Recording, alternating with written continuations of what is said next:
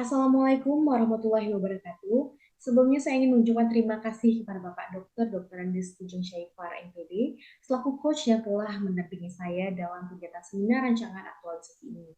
Kemudian saya ingin mengucapkan terima kasih kepada Bapak Dr. Andes Teguh Saifuddin selaku mentor yang telah memberikan arahan dan bimbingan kepada saya selama kegiatan Latsar CPNS Angkatan 7 ini berlangsung. Pada hari ini saya ingin mempresentasikan seminar rancangan aktualisasi saya yang berjudul Optimalisasi Promosi Wisata Kuliner Pidijaya melalui media sosial Instagram. Nah, berikut adalah lembar persetujuan yang telah disetujui oleh mentor saya. Sebelum saya mulai mempresentasikan hasil rancangan aktualisasi saya, izinkan saya memperkenalkan diri terlebih dahulu. Perkenalkan, nama saya Putri Variati Kurniawan. Saya menjabat sebagai calon pengelola objek wisata.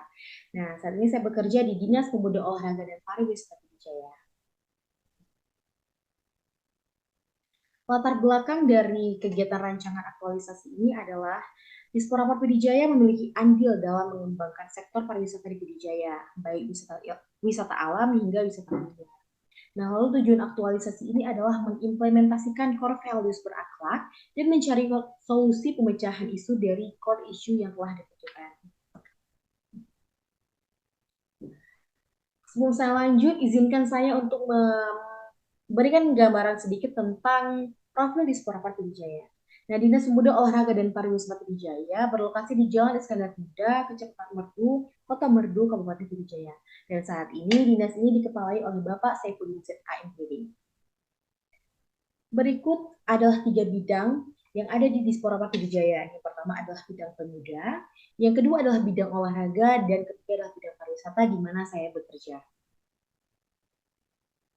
Berikut adalah struktur organisasi dinas yang dikepalai oleh Bapak Saifuddin ZAMPD. Sebagai seorang calon pengelola objek wisata, saya memiliki tugas pokok, yaitu mempelajari tugas dan petunjuk kerja yang diberikan untuk menghindari kesalahan dalam pelaksanaan kegiatan. Lalu mengelola objek wisata berdasarkan petunjuk dan ketentuan, menyerahkan hasil pekerjaan kepada atasan sesuai ketentuan untuk dapat dipergunakan, mencatat dan menyimpan nama atau kode file sebagai arsip berdasarkan permasalahan untuk memudahkan penemuan kembali ketika diperlukan. Kemudian memelihara perangkat komputer dan memperbaiki kerusakan ringan agar komputer selalu dalam keadaan siap pakai. Lalu melaksanakan tugas kedinasan lainnya sesuai dengan petunjuk atasan. Setelah melakukan analisis di kantor saya menemukan ada 3 isu penting yang menjadi permasalahan serius. Yang pertama adalah kurang optimalnya promosi wisata kuliner Pidijaya melalui media sosial Instagram. Lalu yang kedua adalah kurangnya kedisiplinan kehadiran pegawai di Dinas Pemuda Olahraga dan Pariwisata Pidijaya. Dan yang ketiga adalah minimnya kemampuan SDM dalam menggunakan perangkat komputer.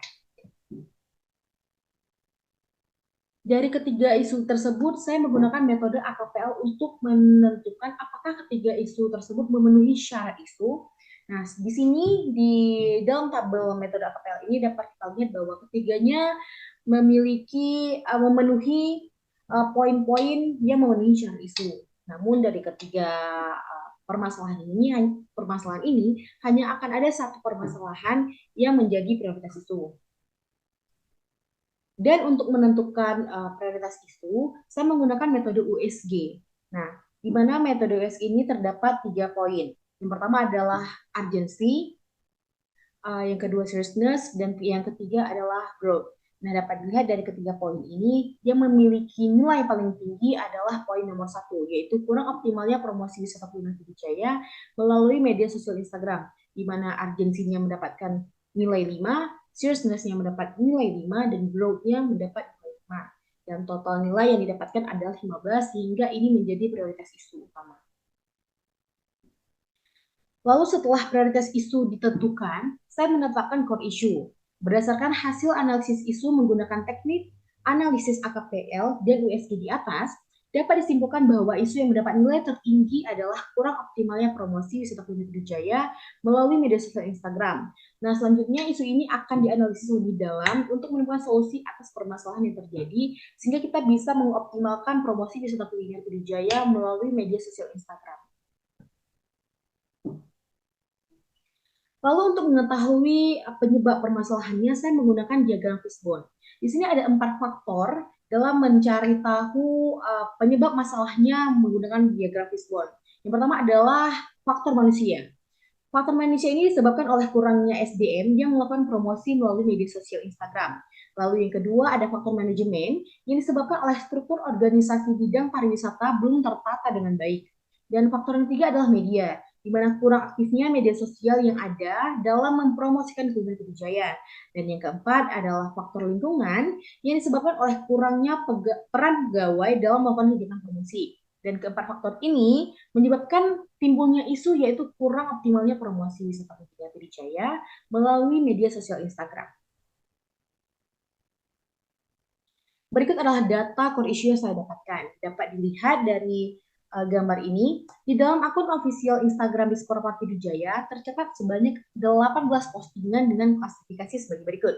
Ada 6 postingan promosi objek wisata, 1 postingan promosi kuliner, 3 postingan kegiatan kepemudaan, 8 postingan informasi terkait dengan kegiatan dan hari besar lainnya. Dari sini dapat dilihat bahwa postingan terkait promosi wisata kuliner hanya ada 1 dibandingkan dengan postingan lain. Dan itu menandakan bahwa memang benar bahwa promosi wisata kuliner di Pidijaya ini masih sangat kurang optimal.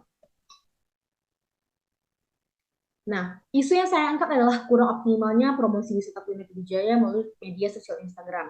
Dan gagasan kreatif yang saya ajukan adalah dalam mewujudkan optimalisasi promosi wisata kuliner Pidijaya melalui media sosial Instagram, kegiatan yang dapat dilakukan untuk menemukan solusi atas permasalahan tersebut adalah dengan mengumpulkan informasi terkait kuliner Pidijaya untuk kemudian didokumentasikan dalam bentuk foto dan video semenarik mungkin dan selanjutnya dipublish melalui akun media sosial Instagram yang sudah ada. Jadi dari akun media sosial Instagram yang sudah ada itu akan lebih aktif untuk mengupload konten-konten yang berisikan promosi kuliner di Pidijaya gitu. Lalu ada 4 rancangan kegiatan yang telah saya susun untuk memecahkan permasalahan dari isu yang telah diangkat. Yang pertama adalah membuat database mengenai informasi kuliner Pidijaya menggunakan Google Sheet.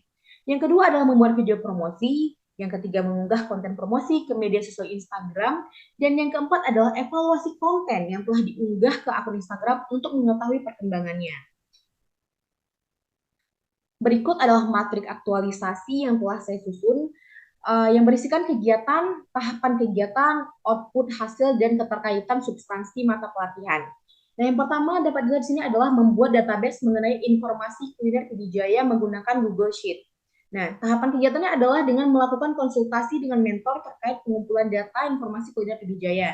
Dan nanti outputnya itu adalah surat izin melaksanakan kegiatan dan form mentoring kegiatan. Jadi setiap kegiatan yang saya lakukan itu ada form mentoringnya dan itu adalah atas pemantauan dan izin dari mentor saya. Dan yang kedua adalah mengumpulkan data makanan yang menjadi kuliner khas Pidijaya. Outputnya adalah file yang berisikan data kuliner Pidijaya. Lalu memasukkan informasi tersebut ke dalam database Google Sheet agar lebih mudah ditemukan oleh pegawai lainnya. Dan nanti outputnya adalah file yang berisi data kuliner Pidijaya di dalam Google Sheet. Lalu membagikan link Google Sheet kepada pegawai lain agar dapat mengakses database. Dan nanti outputnya adalah link database Google Sheet tersebut.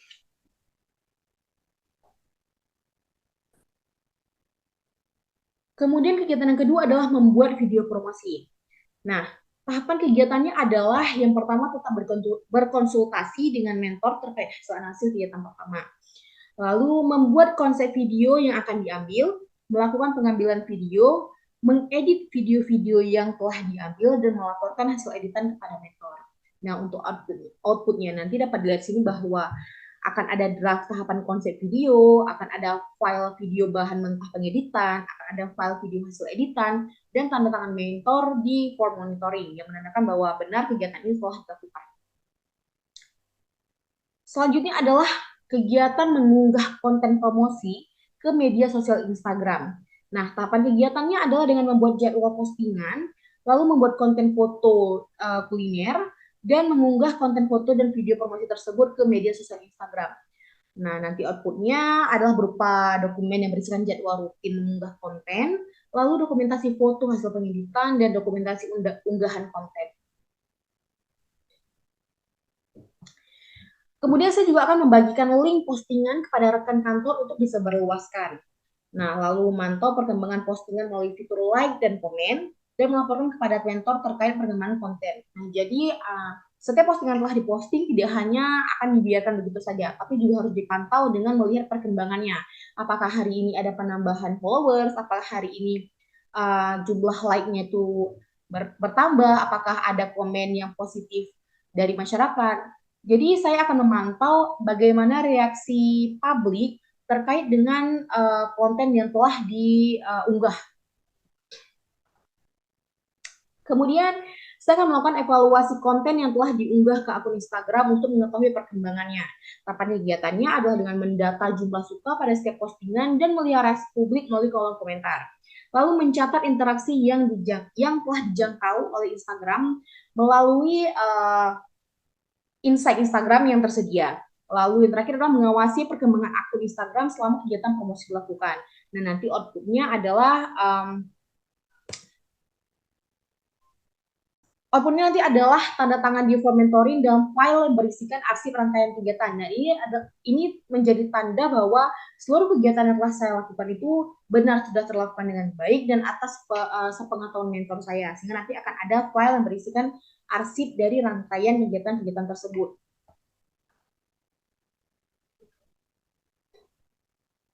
Nah, dan yang terakhir ini adalah jadwal pelaksanaan kegiatan yang akan saya lakukan. Dapat dilihat di sini saya membaginya berdasarkan warna-warna untuk membedakan hari-hari dan tanggal-tanggal serta kegiatannya. Seperti di sini, untuk warna kuning dari tanggal 15 sampai tanggal 24 itu adalah kegiatan untuk membuat database mengenai informasi kuliner Pidijaya. Lalu untuk warna pink itu adalah tanggal di mana saya akan membuat video promosi. Lalu untuk warna biru itu adalah untuk mengunggah konten promosi ke media sosial Instagram. Dan yang terakhir untuk warna hijau adalah evaluasi konten yang telah diunggah ke akun Instagram. Dari sini dapat dilihat bahwa saya akan melakukan evaluasi itu di setiap hari Senin agar mudah melihat evaluasi per minggu. Dan jadwal unggahan konten akan mengikuti jadwal yang telah ditentukan agar mudah melakukan evaluasi sehingga data yang didapatkan valid. Nah, berikut adalah sekian presentasi dari saya. Saya ucapkan terima kasih kepada penguji yang telah bersedia meluangkan waktunya dan kepada mentor serta coach saya dalam membimbing saya. Sekian dari saya. Wabillahi taufiq wal hidayah. Assalamualaikum warahmatullahi wabarakatuh.